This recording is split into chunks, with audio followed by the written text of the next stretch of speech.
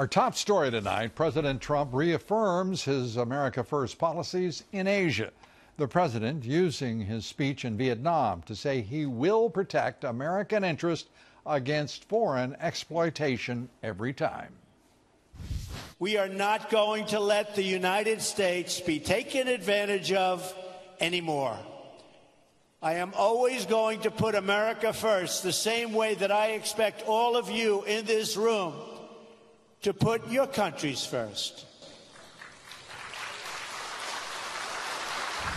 Straight talk. Remarkably, those presidents, prime ministers, national leaders in Asia applauding the president for speaking as he does almost every time, bluntly, directly, and forcefully.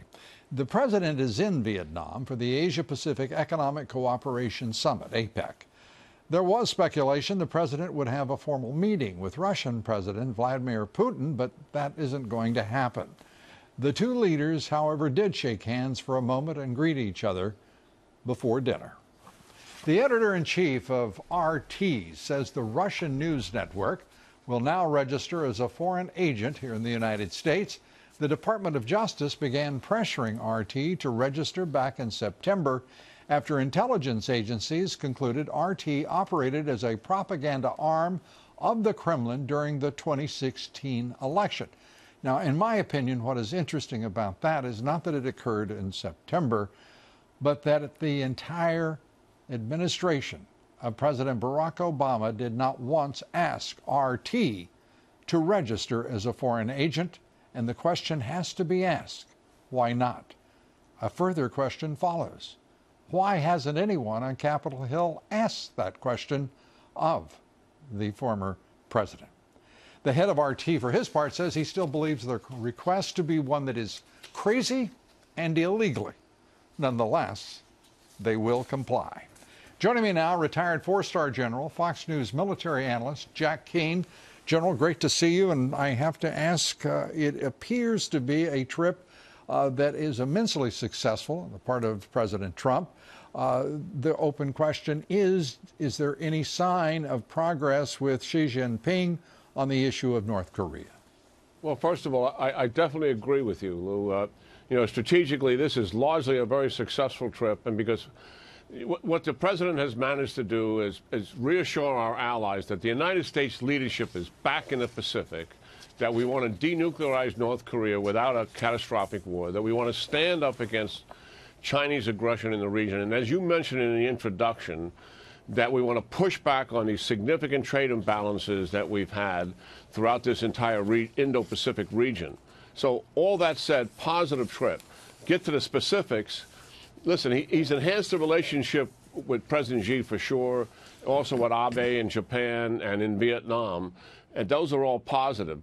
I don't think we're going to know for certain for some time whether China has really stepped up, one, to increase their stranglehold on Korea greater than what it is, and two, with a more accelerated sense of urgency to do that. Those are the two things we truly need. And the other thing I'd add here, it really comes down to whether Xi believes Trump when he says, if China fails to denuclearize North Korea, then I will do it. And his option to do that is war. If Xi believes that war option by Trump is serious, then he's likely to do something. If he doesn't believe it's serious, then he will probably provide reassuring words, roll us a little bit on capabilities, and North Korea will get a nuclear missile capability.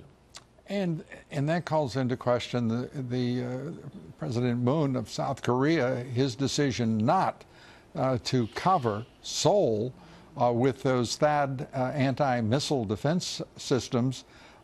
This is becoming a bit of a strain for the United States strategically when the country that it has invested so much money, so many of our troops, some 26,000, plus a history of war that goes back 6 decades.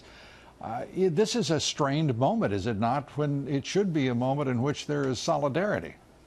Yeah, I mean, clearly there's two relationships out there that are not that strong. One is with this leader, and the other is with the Philippine leader. But here, this one's much more serious.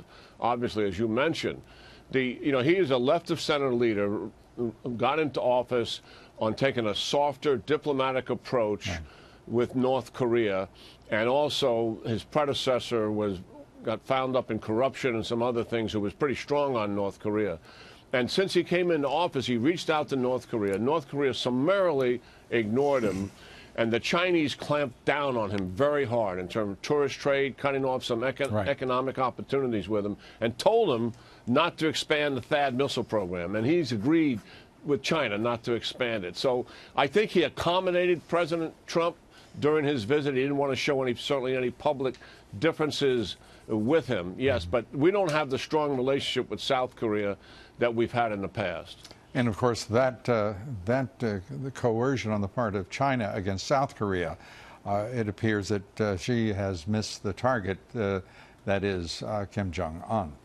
We'll see how this develops. As always, General, great to have your insight. Thanks. Yes, great talking to you, Lou.